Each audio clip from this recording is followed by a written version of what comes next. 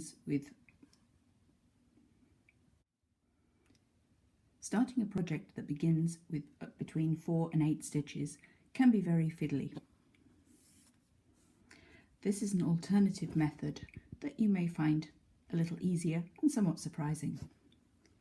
So we're going to begin it just as if we were working an I-cord, and I've done an 8-stitch cast on here. I've slipped it back to the opposite end of my needle and I'm knitting it, and I'm not worried about the float across the back. At the end of each row you can either slide the needle through the stitches, or you can just thread them across to the opposite needle by compressing them and overlapping the tapers. With a smaller number of stitches, I find that's faster than sliding the needle. So work about 5 or 6 rounds of I-cord. Here I have a 6-stitch tube, and you can see there's a bit of a ladder at the back, but that doesn't matter. And I've actually changed to a different colour here, so this would be my working yarn.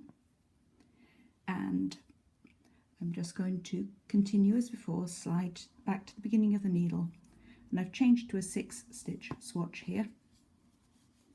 And if you do use a waste yarn to begin with, then always work one plain round before you start making your increases.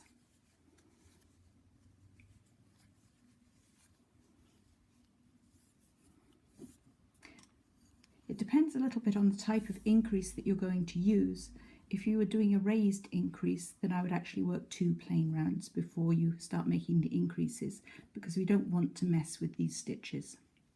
I'm going to do a knit 1 yarn over increase, so I'm going to go knit 1 yarn over, knit 1 yarn over, and I'll work until I've done the first half of my tube. So if I had a 4-stitch tube, I would do 2, 6-stitch tube, I will do 3, and then I'm going to move on to another needle. And I want to make sure as I knit that 4th stitch that the yarn goes around that first needle, because that was the yarn over. So knit 1, yarn over, knit 1, yarn over, knit 1, and yarn over at the end. So now my knitting is naturally inclining to fold around. So that was stitch 1, and that's the final stitch, and that's my first increase round. So I just turned it around by 180 degrees, and this is the stitch I need to knit next. So this is going to be my plain round without increases. I'm going to go knit 1, then I'm going to twist my yarn overs so that they cross and don't make a big hole. And I can stay on the 2 needles, or I could actually choose to go up to putting another needle in on this round. So since we've got a divisible by 3 number, I'm going to introduce a 4th needle to work these last 2.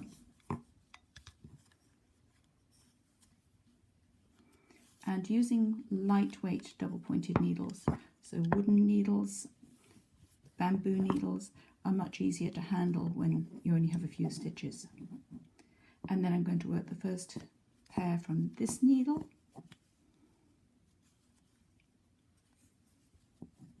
and so by the time I finish this round, I'm going to have 3 stitches on each needle. And it looks like I've lost my last yarn over, but we can easily reinvent that one. Knit 1, twist the yarn over so it closes, knit 1, and yes, that needle should have finished with the yarn over, and that's the problem with using the yarn over increase. But a yarn over is simply the piece of yarn between the stitches. So this piece of yarn would have been the yarn over. So I've just picked it up and worked it. So now I have 12 stitches, and and a bit of a stalk.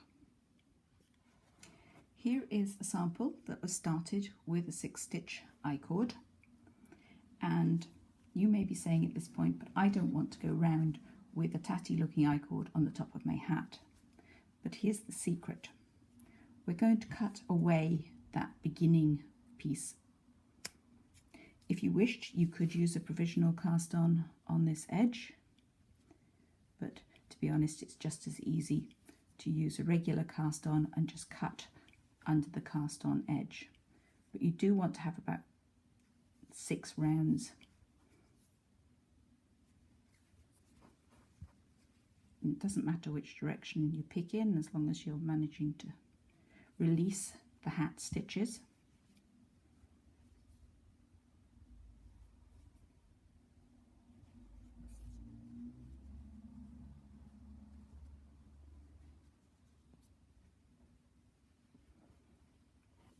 And there they are. There will be 6 of them. 1, 2, 3, 4, 5, 6. And you'll notice that the yarn tail was through that last stitch. That's because these stitches are Australian cousin stitches. In other words, these are going in the opposite direction. But this will unpick as far back as you wish. So at this point, if you haven't used waste yarn, go carefully, because you don't want to get involved in that round where the increases happen. So you can remove the stalk if you find it unattractive. So I think I'm going to take that one back and that one back, that one,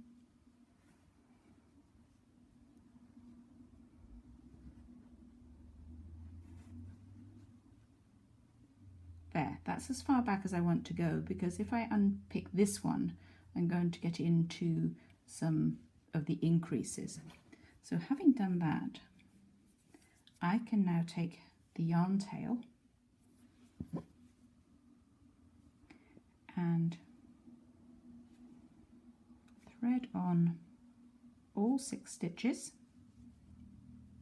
going into each stitch from the same direction.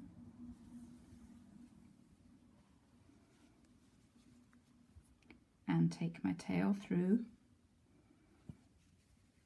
so I get a complete circle, and just gather that up and thread that through again,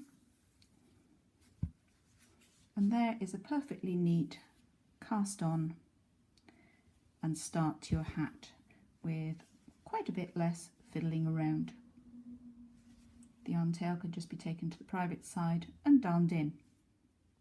If the ripping back method makes you feel nervous, then you might prefer the waste yarn method. So just the same as before, cut away the cast on edge or remove it if it's a provisional, and that's the tail that is through that first stitch. Just pull that out. Now gently remove the waste yarn,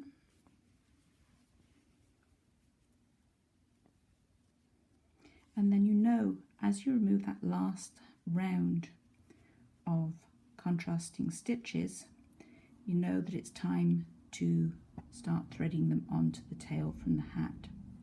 So I'm going to free the working yarn here. It's just, I used a knot to tie them together, but to be honest with you, you'd better just to start the new yarn and leave long tails. Because getting the knot out is more of a pain than anything else. So here is my hat yarn.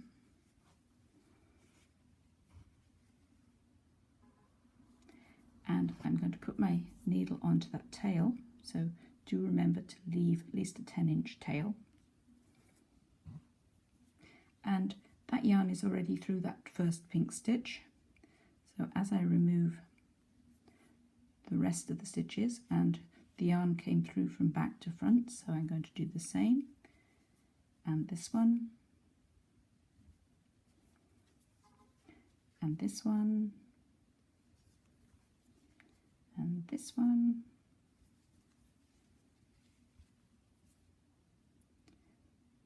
And that should do it. So take away the waste yarn, gather that closed, and then thread the yarn around a second time through each of the stitches in turn. And complete the circle.